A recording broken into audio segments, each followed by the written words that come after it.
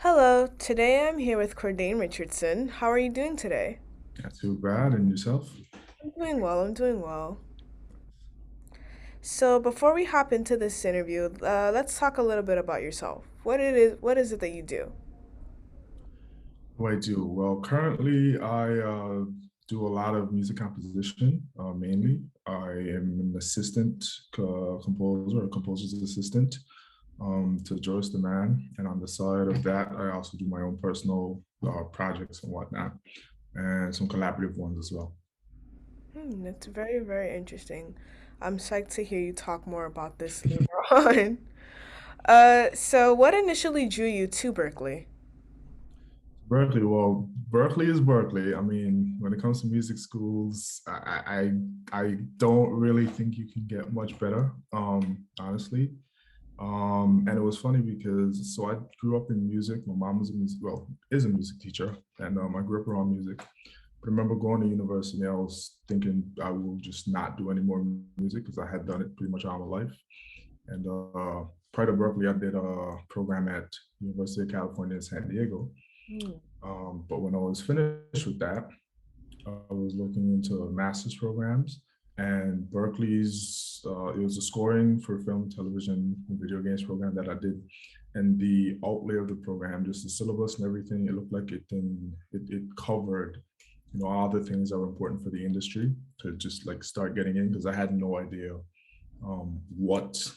I mean, it was all new to me. I had done music, but not for that specific area. So it's like, oh, this seems like it runs down everything well.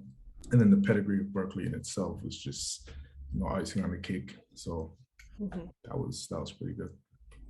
So how would you describe your overall experience? And were there like any notable teachers or moments? Yeah. So and this is Berkeley Valencia. So this is the program in Spain, and it was a great experience. It was interesting because everyone knows Berkeley Boston, but this being a totally different campus, totally different country, not really knowing what to expect going into it, but you go in and everyone's it's like a community in itself that forms because the majority of people, well, the people there for the master's program are there for the year. And so you're Mm. basically like, these are going to be your people for the year at least. And then they have the study abroad students who come in as well from Boston, and they kind of just get roped in. So that whole thing was just a great community. Community of Valencia in itself is also really accepting and warm and whatnot.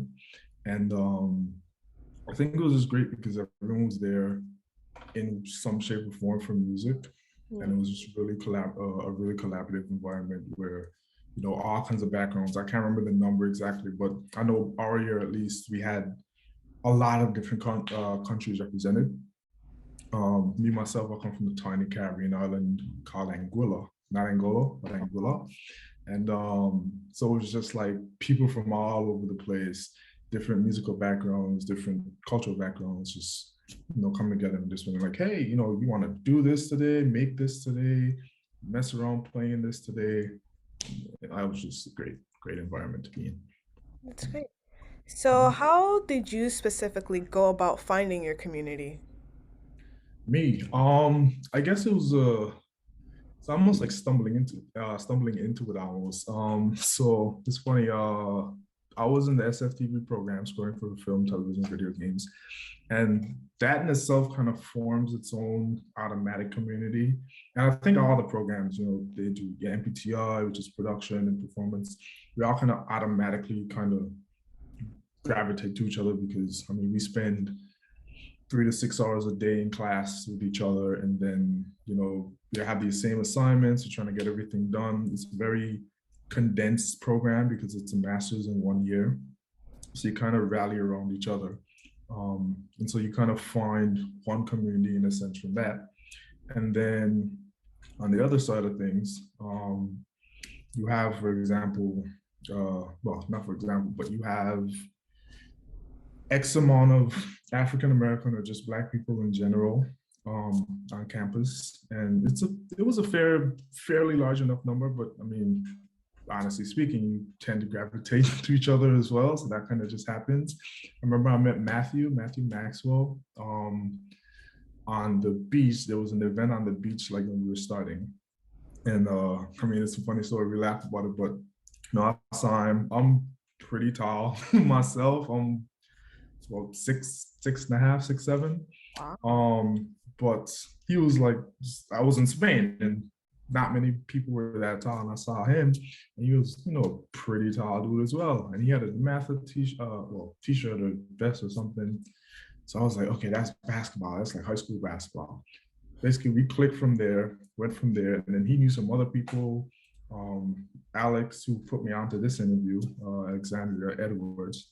And, basically they knew people, I knew people, so on and so forth. And then that basically just became a group in itself as well. We keep in touch, here and there. I actually have a project doing some stuff with Matthew right now, so Wow. it extends outside of school.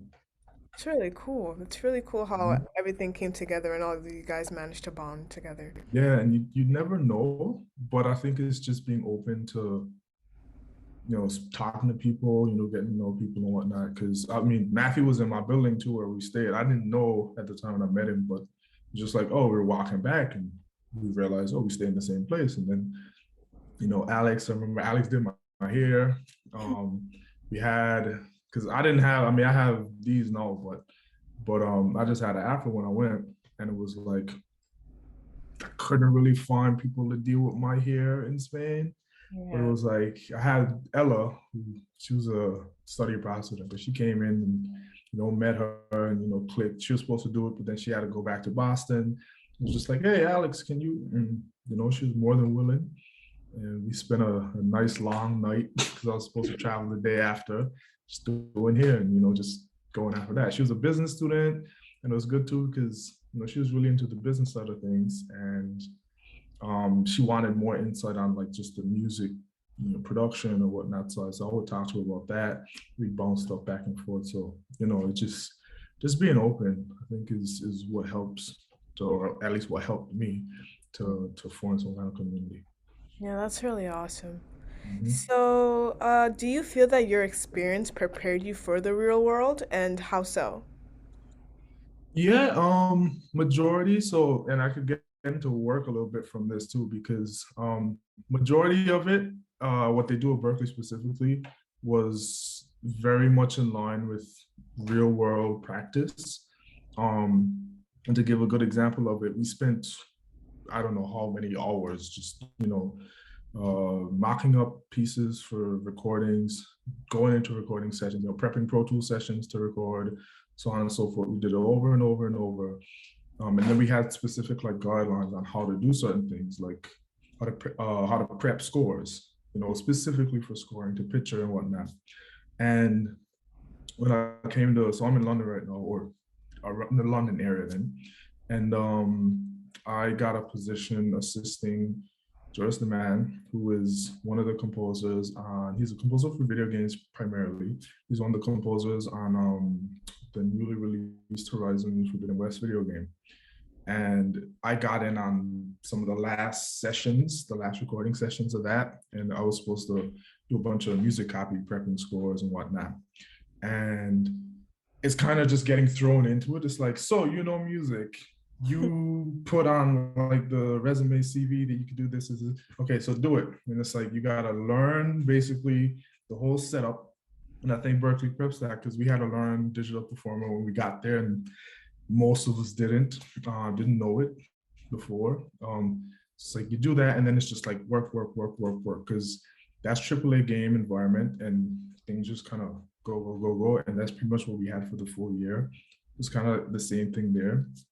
And then when it came to doing the scores itself, because we were taught to prep scores for recording sessions like this, when you get into the session, stuff like, for example, bar numbers under each bar, we were taught to do that and you need to do it. Some people might take it for granted.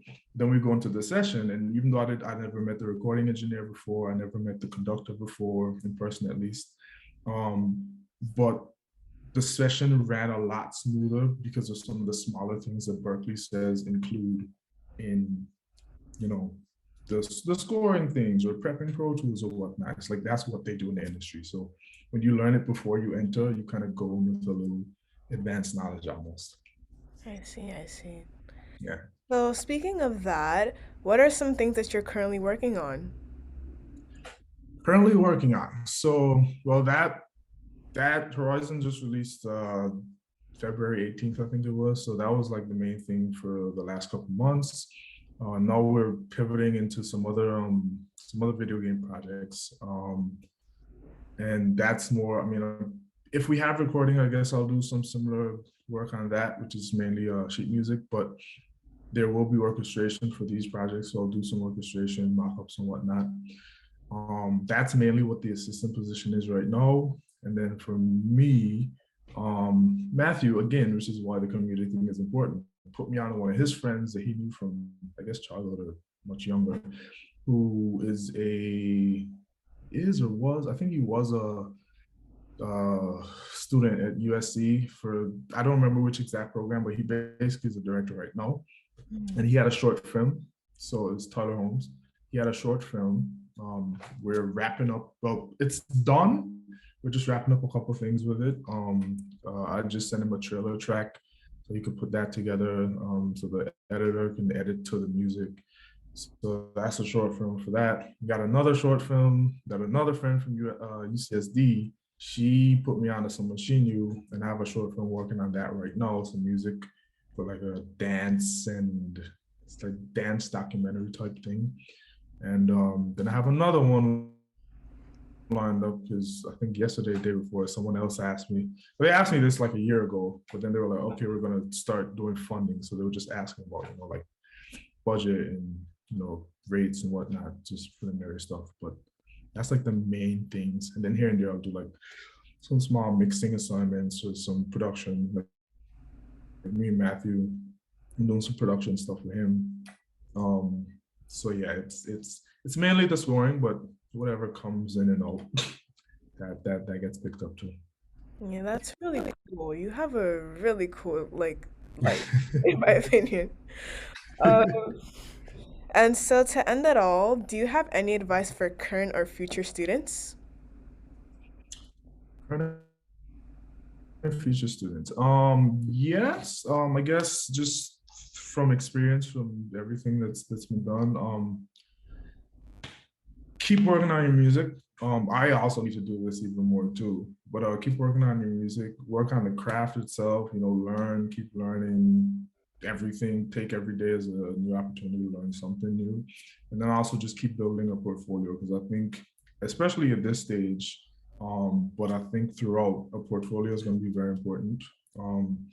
If you keep writing, I mean, not everything is always going to turn out amazing per se, or at least to you, it might be the greatest. But if you just keep working at it, one, you'll improve your skills because repetition. But also, there'll be a set of stuff there that will be, good for portfolio stuff. And you can take that and you make connections. I think another thing is just making genuine connections. You don't want to be forcing in a sense. It's a lot, in my opinion, at least, it's a lot better when you work with people who you like working with and who like working with you than just trying to force something to happen. Me and Matthew clicked obviously, but then when he introduced me to Tyler, we clicked as well. I never met him in person. It's just been a bunch of Zoom like this and whatnot, but it's, we clicked on so many things.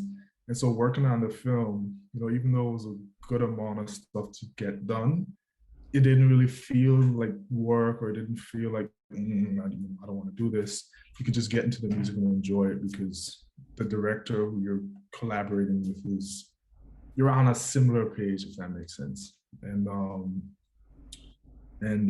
Yeah, collaborate, get to know people. I mean, it's a collaborative industry. I think you might hear that a lot, but you really start to realize how collaborative it is once you get into it, if you haven't already realized in school.